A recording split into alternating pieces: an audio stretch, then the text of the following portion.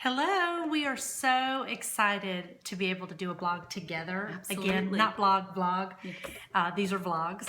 And I'm excited because, as many of you have seen, Julia has her book complete. Yay! We are so excited. And it's Life-Giving Leadership. And for those of you who haven't gotten the book, or you're wondering, what does even life-giving leadership, what does that mean for us? You know, some people may not really understand that term. I think we do because we're blessed to be at a church that is very life-giving. However, Julia's journey didn't really start at Bayside. No. It started years ago, right? That's right. So what I wanted to do is I wanted her to kind of give you an idea of what life-giving means to her and what life-giving doesn't mean.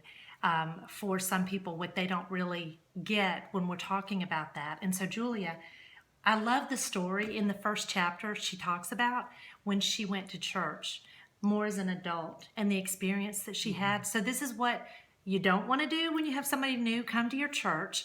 But can you just share that story first? Absolutely. So I was 19 and I was really seeking to have a spiritual encounter with God. And I just had this hunger. But I had gone to church off and on a little bit as a little girl. I went on my own, and sometimes my parents would come, but it was having a connection with God was always really important to me.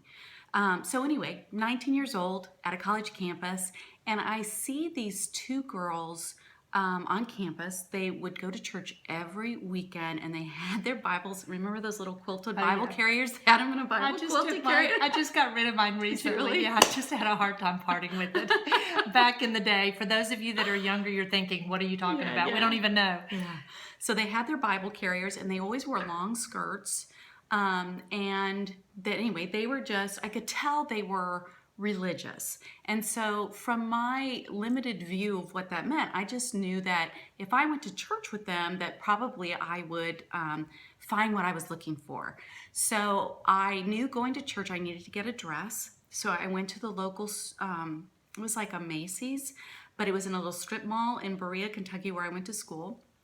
And I bought what I thought was a very modest dress. It was I still remember it to this day. It was just this little purple dress with a collar, but it had two little slits up the side, and the slits were only like 4 or 5 inches, and they designed the dress so you could sit down and cross your legs and it wouldn't be so tight. So I thought it was really a modest dress, but I guess I didn't know very well. So anyway, I went to these girls. I asked them if they would take me to church. They were thrilled because here somebody's asking them. They didn't have to proselytize me or come after me to do this. So we go to church, and I walk in, and I remember just trying to find something that I could connect with.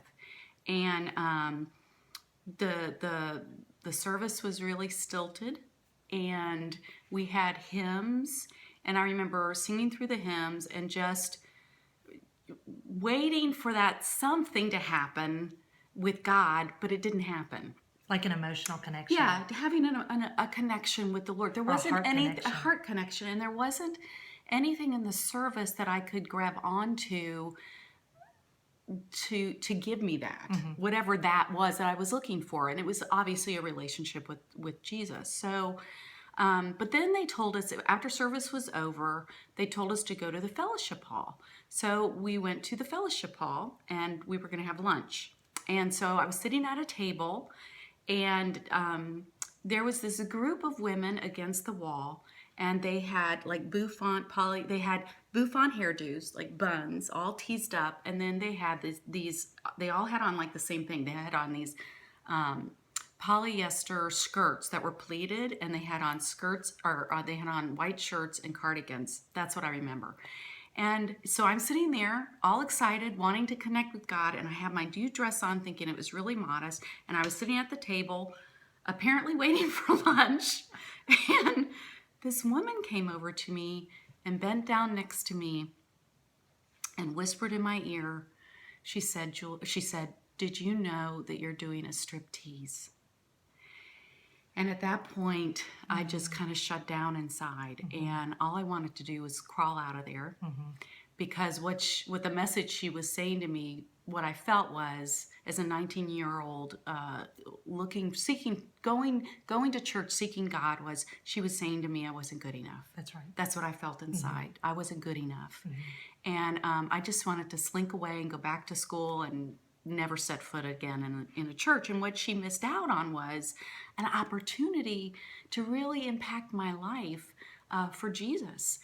Instead, it was several years later. No, it wasn't several. It was later on, like the following year, that I really got into a life-giving church. But I wasn't going to step back into a religious setting like that. Right, right. So what I talk about in the book, I compare that to an experience that a woman by the name of Tina has. And Tina found out that her husband is having an online affair and leaves her, and she is devastated. But she had gotten in the mail a little postcard, and the postcard said something to the effect that that if you come to this particular church, you will connect with God. And so she knew that she thought anyway that she needed help. She knew she needed help, and she knew she could go there. Maybe she would have an encounter with God. So she gets out her dress. The only dress she had was the dress she wore clubbing. She put on her dress, and she drives up to this church, and she gets out, and she sees all of these people that had smiles on their faces, and they were greeting her. Didn't say anything about what she had on.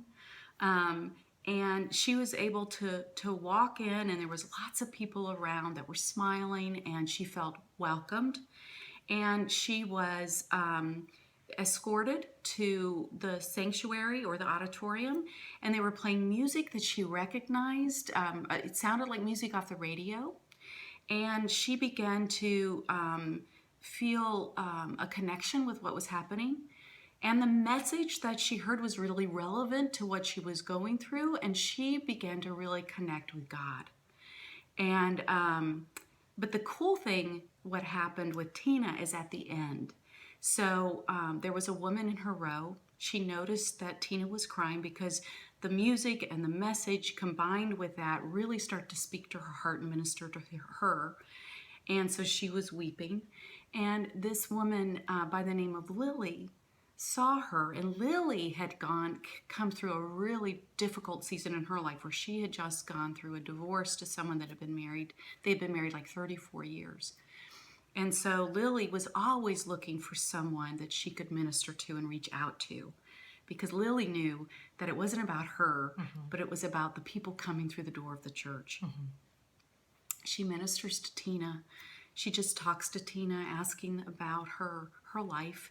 And she asked Tina if she wants to connect with her for coffee. And Tina was able to experience the love and the grace of God because of that worship experience, but also because Lily stepped out of her comfort zone and connected with her. So different than my experience. So what it means to be life-giving is when you have that grace-filled love of Jesus Christ, that you've experienced His grace and forgiveness, and so that you want to in turn give that to others, that unconditional love. And it's not about the rules, it's not about how you look, it's not about your behavior, right or wrong. It's about that unconditional love of Jesus Christ, and that makes you that life-giving person. So that's what life-giving leadership is about. It's about living your life out of the tree of life versus out of the tree of the knowledge of good and evil. And then how do we lead out of that? How do we create those life-giving teams and relationships, whether it's in a business setting or a nonprofit or in a church setting? That's what life-giving leadership is about. Well, that it really, in a nutshell, I think, is a great way to explain what that looks like. So if you're someone and maybe you had an experience like Julia, I want to encourage you to get into church and find another church. It could be the one you went to. That may have defined you and you said, if that's what it's all about, I don't even want to go there. But Julia, obviously, that wasn't the end for her. She went ahead and took a step of faith. She went to another church. And so we really do want to encourage you that there are churches out there. There are believers out there that are life-giving. One of the things that I love about the book is that Julia also has, after each chapter, she has questions. So you can lead, like in fact, I lead women at our church, and we're going through a book right now that we started before this book was finished. And as soon as we finish that book, because the ladies that I lead in my small group are all leaders at our church, we're going to go through this book as leaders, which is awesome. And I'm excited about it because she made it easy. So if you are a leader and you want to lead, whether you're leading a small group that's just a bunch of moms, if it's a small group with other women, don't feel like that you have to be leading leaders, because we all need to be leaders in the church, right? And we all want to lead with a life-giving nature and a life-giving heart. I heard someone say recently that, as believers, a lot of times we're not really called to clean the fish, but we are called to catch the fish. Right. And I think that's what it's really all about, is that it's not about what you were wearing that day. That's right. It was more about that this young girl had come in with a heart to hear from God. And the only thing she heard was from this lady. And so, ladies, that's not what we want to be giving out to other people. We don't want it to be about religion or rules. We want it to be all about the relationship that we have with Jesus Christ. So, Julia, would you just share real quickly how they can order this book online? Absolutely. So you can go to Amazon, go to books, and look up Life-Giving Leadership, a Woman's Toolbox for Leading. Or you can also order it off of Leafwood Publisher. That's my publisher.